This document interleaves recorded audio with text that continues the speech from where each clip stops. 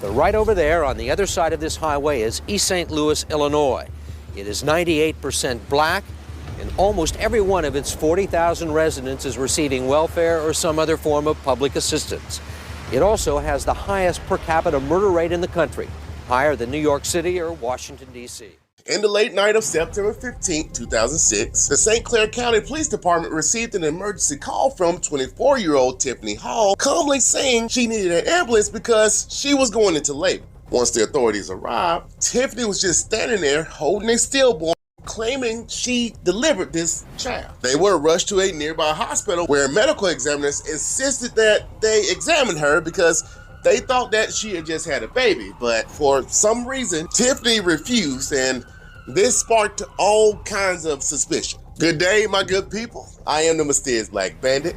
You guys really showed out on that last video, and I really do appreciate all the support. I be working hard on these doggone videos, not for them to get viewed, but YouTube, fix this, please. Now let's see if we can beat this system on this video. If you come across this video, just watch or let it play in the background for at least 3 minutes, then hit that like button and subscribe. Now that that's out the way, let's get to this horrible story. Tiffany Hall and Jimella Tunstall were both raised up in the same crime-ridden and impoverished neighborhood in East St. Louis, Illinois, and had known each other since they were children. At the time, East St. Louis was marked by high crime rates and was one of the poorest cities in the country. So just like all these other areas, they faced difficulties of living in a community with limited resources. In elementary school, you could barely tell Tiffany and Jimella apart. They were both quiet loners who stuck to themselves, so they naturally gravitated towards each other and became very close friends. Anytime you see Tiffany,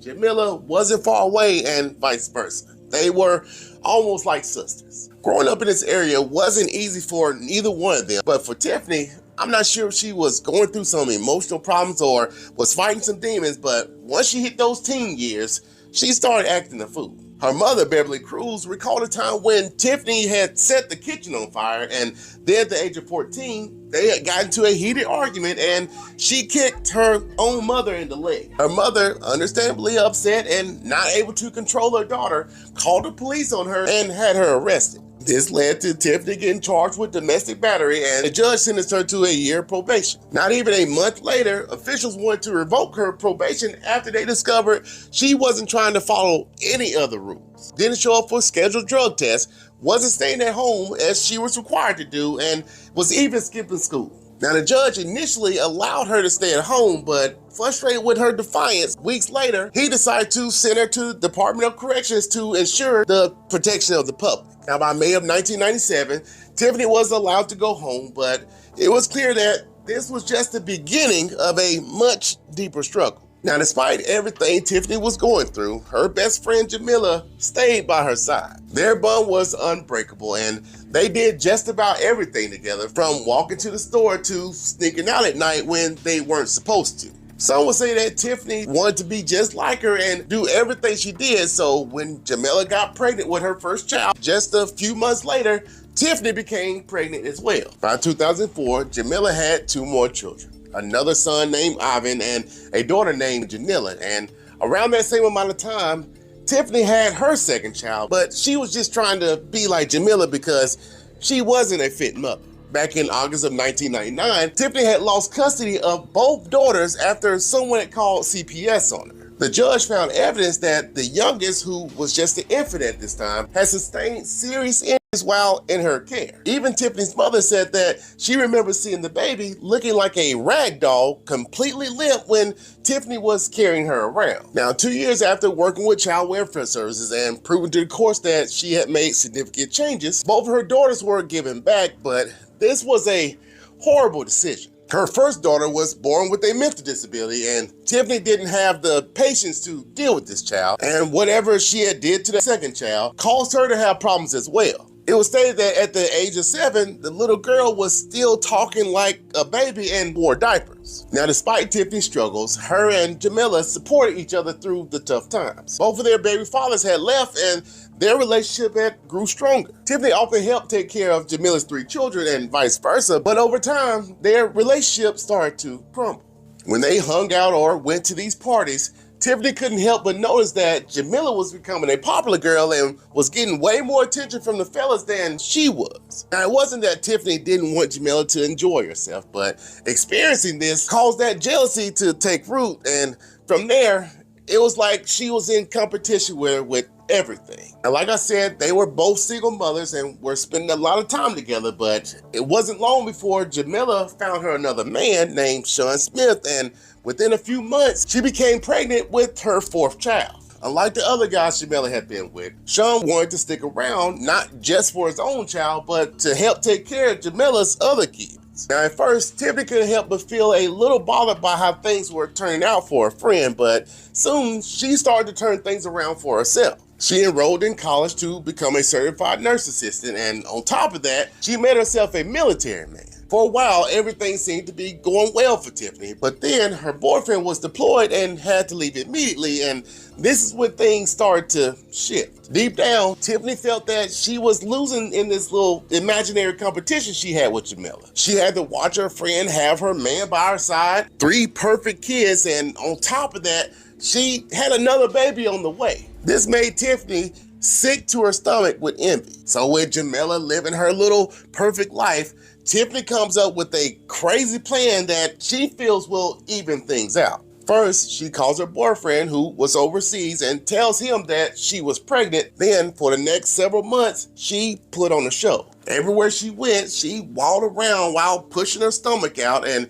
talked about everything she needed to buy before this baby got here. All of her family and friends really thought that she was pregnant. Now remember this, Tiffany was going to college to be a healthcare provider, so when they talked about childbirth, she made sure to take as much notes as possible. Throughout the next few weeks, Tiffany went and bought all these different instruments you would use to perform a C-section. A scalpel, alcohol, scissors, and whatever else you think you would need to perform such a procedure. Now, on September 15, 2006, she calls up her 7-month pregnant best friend, Jimella, and invites her over to the house. This was something they did on the regular. Once she arrived, they hugged and talked for a brief second. Then, out of nowhere, Tiffany walks into the kitchen, returns with the leg from a table, and hit Jimella over the head with it, knocking her completely out. While Jimella was unconscious, Tiffany duct taped her legs and hands together, then dragged her to the tub. Tiffany pulls out the scissors, stabs her in the stomach, and began performing a C-section, removing the baby from her stomach. From the loss of all the blood, Jimella died, and not long afterwards, the infant passed away too. Tiffany's plan was to take this child and act as if she had had a baby, but since it didn't work out, she had to come up with an elaborate plan to cover her tracks. So she dragged Jimella down to the basement and drove to this nearby park, called the police, and told them that she delivered her own baby after being sexually assaulted.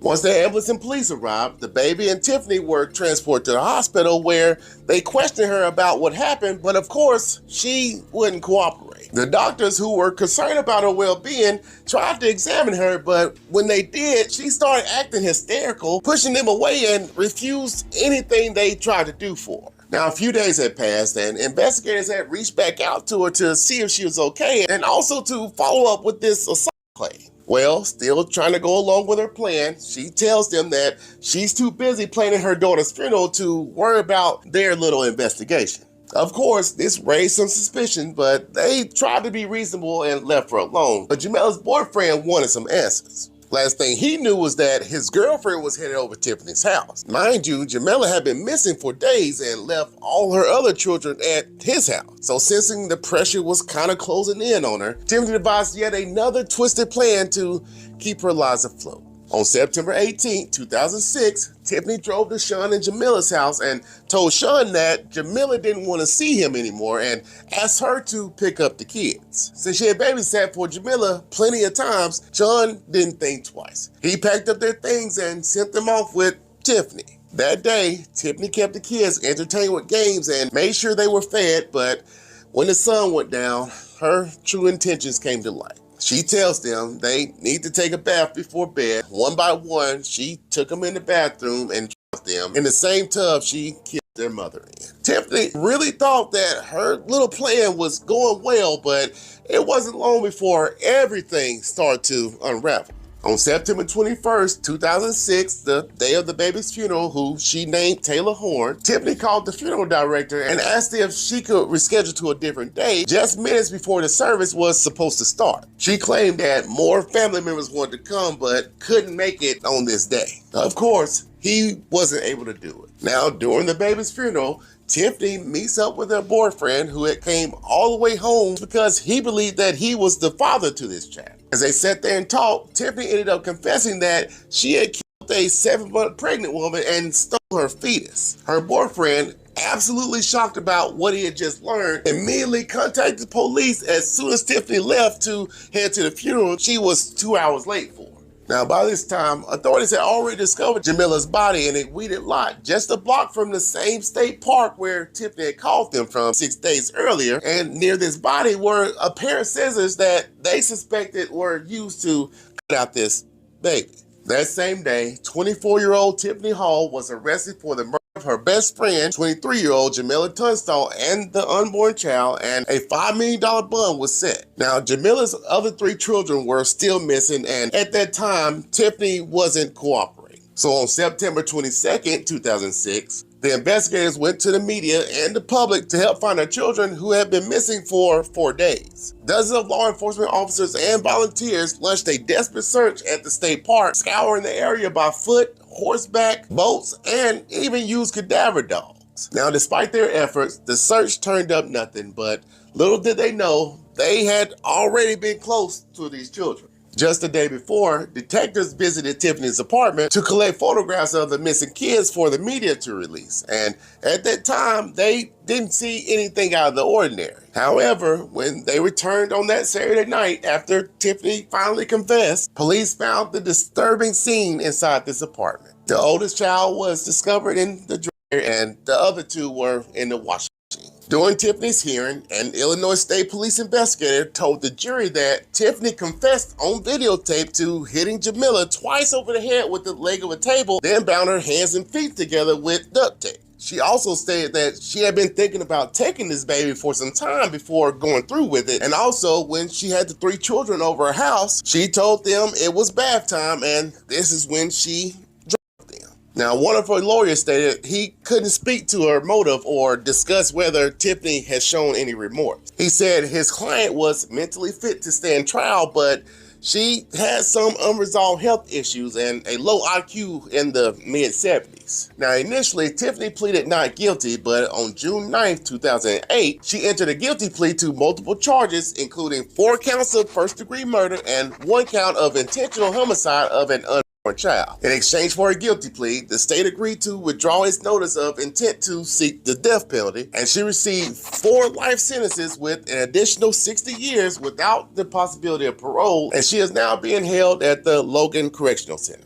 After the hearing was over, some of Jimella's relatives said that they had already forgiven Tiffany. The betrayal of a best friend, the calculated manipulation, and the gruesome nature of this crime left the entire community shaken to its core. This woman lured someone she considered a freaking sister to her death, and if that wasn't bad enough, she targeted the most innocent lives imaginable. Tiffany Hall's case is one of the most chilling and disturbing crimes ever committed. While there's no clear motive, I believe jealousy drove Tiffany to commit such an atrocious act. And in my opinion, her crimes were so bad that the death penalty was more than she deserved. All right, family, I want to hear y'all's take on this. Do y'all think that there was some type of warning signs Jimella might not have picked up on? Because for Tiffany just to do something random like this is just unbelievable. And also, do y'all think jealousy or mental health played a bigger role in this situation? She was considered mentally disabled. Let me know in the comments what you think. All right, family, if you have made it this far, thank you guys so much for your support. And if you haven't already, hit the like, subscribe, and don't forget to turn on those notifications. I'll be back with a new video very soon, but until then, stay mysterious, my friends.